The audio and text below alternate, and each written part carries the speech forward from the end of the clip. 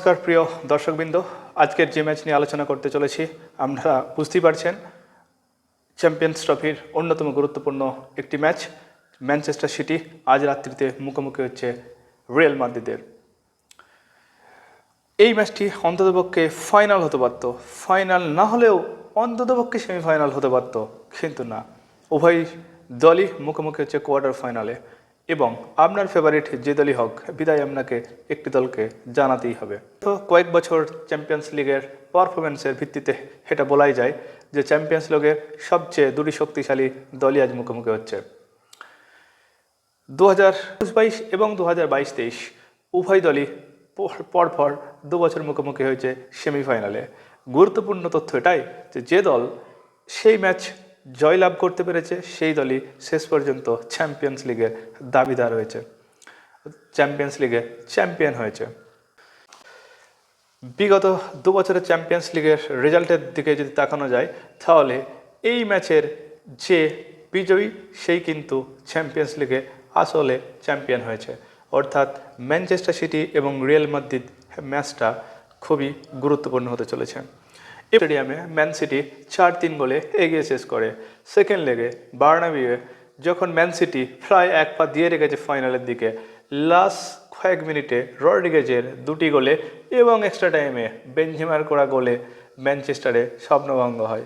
ঠিক পরের বছর, 1 বছর পরে ম্যানচেস্টার সিটি সুদে আসলে রিয়াল মাদ্রিদকে বুঝিয়ে দেয় তারাও ছাড়ার পারত নয়।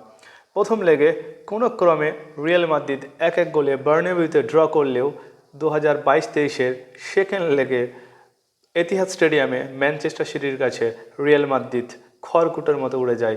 4-0 গোলে এক লজ্জার পরাজয় তারা স্বীকার করতে বাধ্য হয়। তাহলে কি এবারেও সেই প্রতিশোধের স্পৃহা নিয়ে কি রিয়াল মাদ্রিদ ম্যানচেস্টার সিটির মুখোমুখি হতে চলেছে বার্নাবিউ স্টেডিয়ামে? যেহেতু তাদের নিজের মাঠে রিয়াল মাদ্রিদ খেলবে, সুতরাং কিছুটা এগিয়েই আমার মনে হয় তারা শুরু করবে। যদি উভয় দলের স্কোয়াডের দিকে রিয়াল মাদ্রিদে বড় বড় নামের কোনো অভাব নেই। Vinicius Junior, Rodriguez, Luka Modric, Toni Kroos, Nacho, Mendy, Tchouameni, Valverde, Bellingham যেরকম পারফরমেন্স করছে, বেলিংহাম এবছরে অন্তত ব্যালন ডি'অরের, যদি রিয়াল চ্যাম্পিয়ন হয়, ব্যালন ডি'অরের অনেক বড় দাবিদার হয়ে উঠবেন। অন্যদিকে ম্যান সিটির দিকে তাকানো গেলে দেখা যাবে Ederson, Lewis, Stone, Dias, Akanji, Silva, De Bruyne, Foden, Haaland. যে ডিসাইডিং ফ্যাক্টর কোনগুলো হয়ে দাঁড়াতে পারে রিয়াল মাদ্রিদের জন্য? মোস্ট কনসার্ন তাদের কার্ড সমস্যা। কামাভিঙ্গা, বেলিংহাম, ভিনিসিয়াস জুনিয়র কোনো একজন কার্ড ফেলে সেকেন্ড লেগে ইতিহাদে মিস করবে গুরুত্বপূর্ণ ম্যাচ। অন্যদিকে ম্যান সিটির জন্য সবচেয়ে বড় সমস্যার নাম হল্যান্ড। তার কারণ গত বছর ফর্মের খুব একটা ধারে কাছেও নেই। গত বছর APL-এ যেখানে 36 গোল ছিল হল্যান্ডের নামে, ঠিক এবারে তার অর্ধেক, অর্থাৎ 18 গোলস। রিয়াল মাদ্রিদের সবচেয়ে প্লাস পয়েন্ট আমার যেটা মনে হয়, last 9 days they have no matches, they played no matches. 9 দিন পর টানা রেস পেয়েছে পুরো দলটা।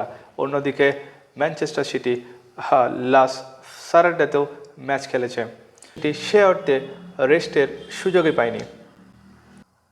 এইবারের পারফরমেন্সের বিচারে যদি আপনি কাটাছেড়া করেন, রিয়াল মাদ্রিদ অলরেডি লা লিগার সবচেয়ে বড় দাবিদার। তার কারণ তাদের চেয়ে সেকেন্ড পজিশনে থাকা বার্সেলোনা 8 পয়েন্ট পেয়েছে।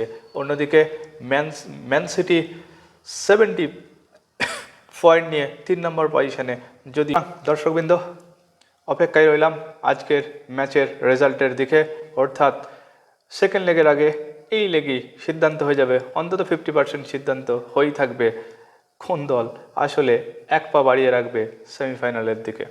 এই ম্যাচের ডিসাইডিং ফ্যাক্টর হিসেবে আপনি কোনো মতে ইগনোর করতে পারেন না দুই দলের দুই হাই প্রোফাইল কোচের স্ট্র্যাটেজিকে। অর্থাৎ আনচেলত্তি তার দলকে কেমনভাবে খেলাচ্ছে, ঠিক একই রকমভাবে পেপ গার্দিওলা সে তার দলকে কেমনভাবে সাজাচ্ছে, এটার উপর নির্ভর করবে অনেক তাদের দলের জয় পরাজয়। সুতরাং দর্শকবৃন্দ, আপনাদের মতো আমি অপেক্ষায় রইলাম কোন টিম জিতে ঠিক এক পা আগিয়ে রাখবে সেমিফাইনালে যাওয়ার পথে। নমস্কার।